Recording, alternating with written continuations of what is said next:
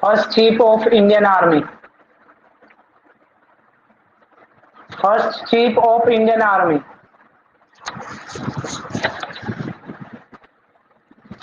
First chief of Indian army.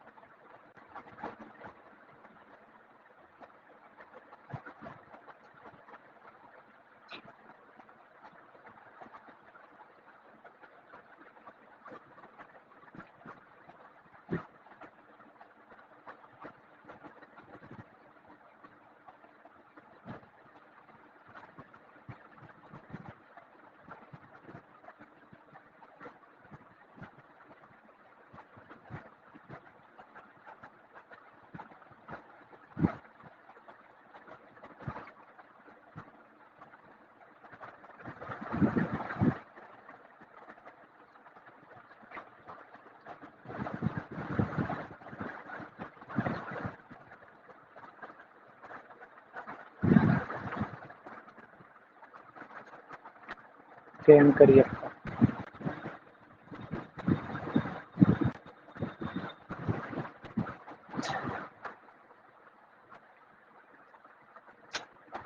Hello दोस्तों, स्वागत है आप सभी का अपने चैनल एक्सप्लोरिंग एजुकेशन में।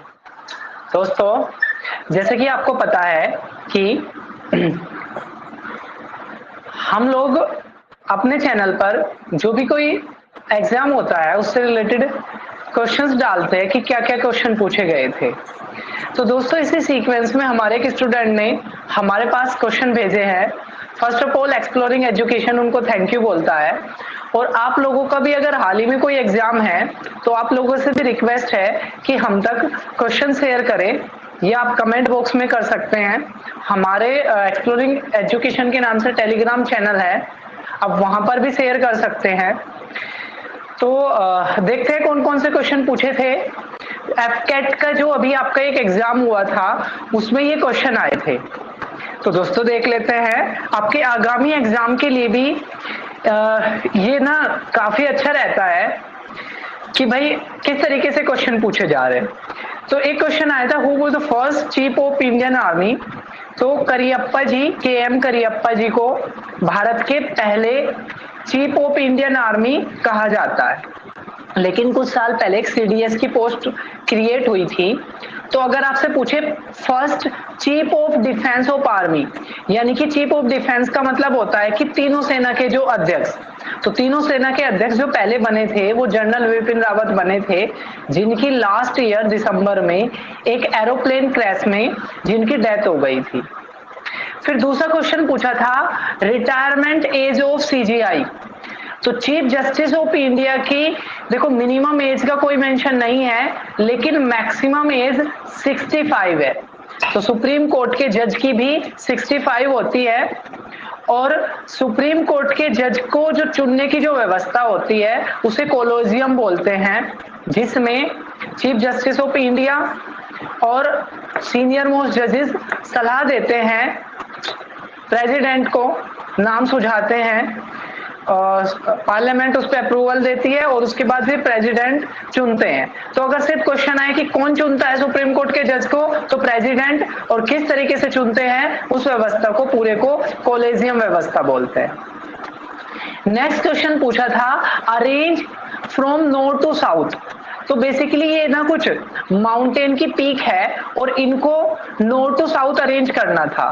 तो इस वीडियो के लास्ट में मैंने एक इमेज डाली है जिसके थ्रू हम इस क्वेश्चन को देखेंगे। अभी देख लेते हैं। तो देखो काराकोरम, पीर पंजाल, जास्कर और लद्दाख, ठीक है, इस तरीके से ये आपको देखने को मिलेगी। नेक्स्ट अगर हम क्वेश्चन करें तो क्वेश्चन पूछा था कि जो भिलाई स्टील प्लांट है, ठीक है, वो किस नदी के किनारे पर है।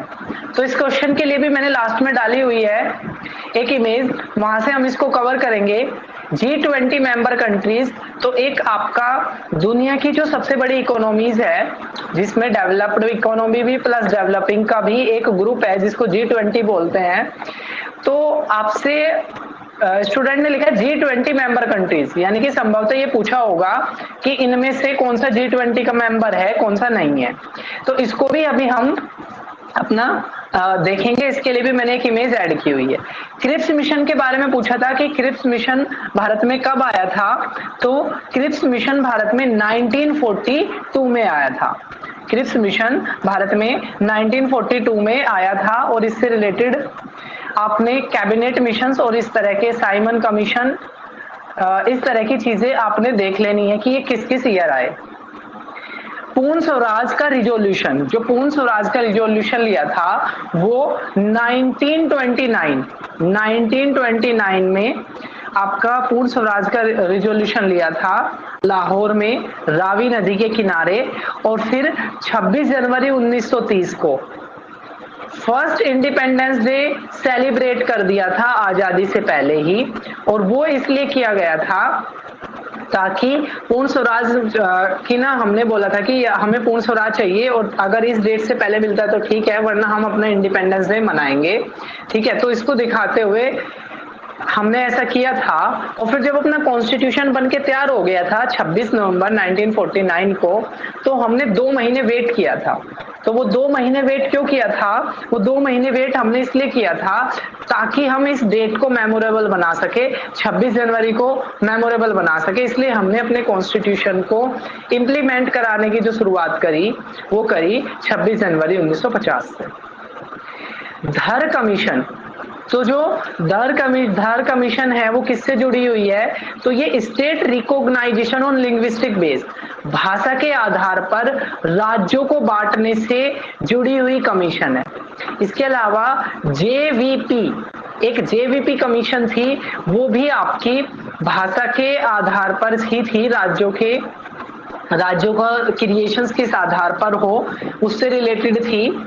तो अगर हम यहाँ पर बात करें इसमें धर कमीशन में, तो अगर स्टेट के आधार पर बात करें तो आपसे पूछेंगे कि भाषा के आधार पर बनने वाला पहला राज्य कौन सा था। तो 1956 में भाषा के आधार पर बनने वाला आंध्र प्रदेश पहला राज्य था। भाषा के आधार पर क्रिएट होने वाला आंध्र प्रदेश पहला राज्य था। नेक्स्ट है हु इंट्रोड्यूस परमानेंट सेटलमेंट। तो परमानेंट सेटलमेंट 1793 में लॉर्ड कॉर्नवालिस ने परमानेंट सेटलमेंट को लागू किया था, जिसके तहत ये था कि भाई आगे आने वाले 10 साल की टैक्स रेट पहले से ही फिक्स हो जाएगी।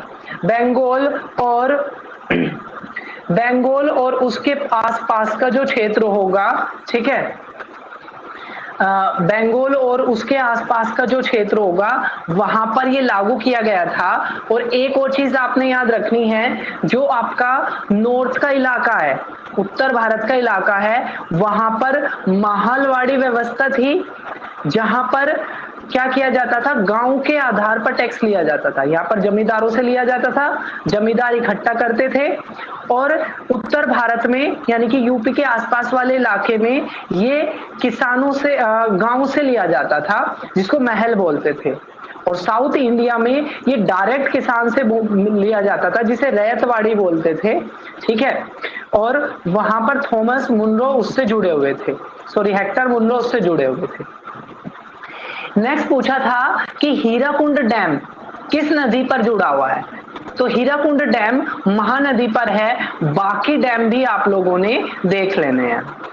बुग्गल ग्रासलैंड कहां देखने को मिलेगी? तो बुग्गल ग्रासलैंड आपको उत्तराखंड में देखने को मिलेगी। तो देखो यहाँ पर मैंने ये पीक से रिलेटेड आपका एक डाला था, ठीक है। तो यहाँ से आपको क्या क्या चीज क्लियर हो रही है? देखो सबसे ऊपर आप देख रहा होगा आपको हिंदुकुश माउंटेन, ठीक है, हिंदुकुश माउंटेन। उसके बाद काराकोरम रेंज, K2 रेंज, ठीक है। उसके नीचे आपने लद्दाख, तो काराकोरम, K2, लद्दाख, फिर यहाँ पर आपको जास्कर, ठीक है। ज्यादातर ये ऊपर वाला ही पूछता है, तो काराकोरम, ठीक है, लद्दाख, जास्कर। फिर इसके नीचे आपने दिख रहा होगा कैलाश, फिर हिमालय का सबसे नीचे वाला हिस्सा शिवालिक, ठीक है। इसके अलावा आपने एक चोटी दिख रही होगी Nanda Devi, very important peak, ठीक है। फिर यहाँ पर आपने दिख रहा होगा ये नमचा बरवा, ठीक है। नॉर्थ ईस्ट में सबसे जो आपको दिख रहा होगा वो दिख रहा होगा नमचा बरवा, ठीक है। यहाँ पर 3 हिल आपको दिखाई दे रही होगी, नागा हिल, पटकाई हिल, मिजो हिल्स। इनको भी कई बार अरेंज करने के लिए आता है क्योंकि यहाँ से हिमालय आपका इस साइड पे हो जाता है और ये हिमालय की कुछ हिल्स है। इसके अलावा 3 यहाँ पर भी है आपकी गारो खासी जयंतिया, ठीक है। इन हिल्स को भी अरेंज करने के लिए आता है ईस्ट टू वेस्ट, तो याद रखना है वेस्ट में गारो है, फिर खासी है, फिर जयंतिया है।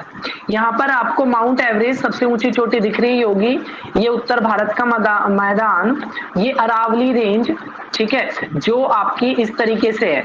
हिमालय आपका ईस्ट टू वेस्ट फैला हुआ है, ये नॉर्थ टू साउथ फैली हुई है, ठीक है। यहाँ पर एक सुलेमान रेंज इंपोर्टेंट है, ठीक है, ये चीजें आपने दिखाई दे रही होगी।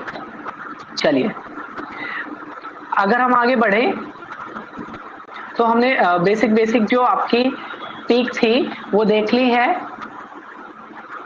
और अगर हम बात करें नेक्स्ट स्लाइड की,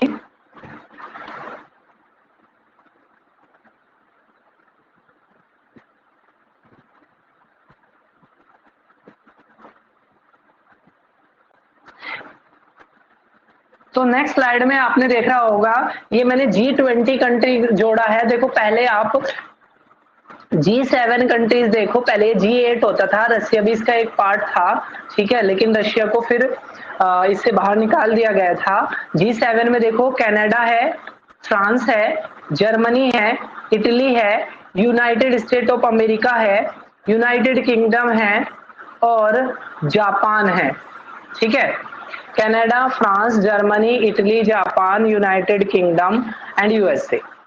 अगर हम बात करें यहाँ पर G20 के बाकी कंट्री, तो Argentina, Australia, Brazil, China, European union, India, Indonesia, Mexico, Saudi Arabia, south Africa, south Korea and Turkey. तो इस तरीके से ये 20 देशों का ग्रुप है, ठीक है। नाम को हम एक बार देख लेते हैं क्योंकि बेसिकली इस एग्जाम में यही क्वेश्चन आया था कि कौन सा इसका कंट्री है, कौन सा नहीं है। कनाडा है, फ्रांस है, जर्मनी है, इटली है, जापान है, यूनाइटेड किंगडम है, USA, Argentina, Australia, Brazil, China, European union, India, Indonesia, Mexico, Saudi Arabia, south Africa, south Korea and Turkey. चलिए इसके बाद अगर हम आगे देखें तो यहाँ पर भिलाई से रिलेटेड इंफॉर्मेशन, भिलाई 1955 में लगने वाला अपना सेकंड 5 ईयर प्लान के दौरान लगने वाला आपका steel plant Durg district of Chhattisgarh में ये लगाया गया।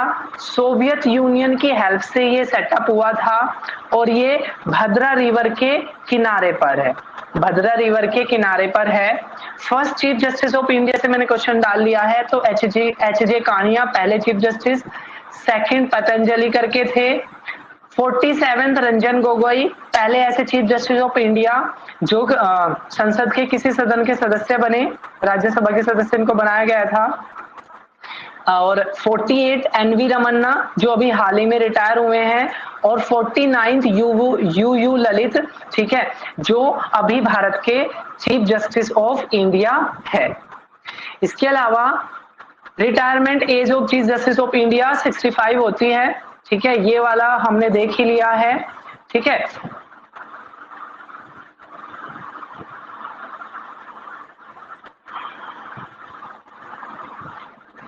तो ये थे हमारे एफ कैट में पूछे गए क्वेश्चंस, ठीक है। आपको ये हमारा प्रयास कैसा लगा कमेंट बॉक्स में जरूर बताना। फिर मिलेंगे एक नई वीडियो में, तब तक के लिए जय हिंद, जय Bharat, take care, bye bye.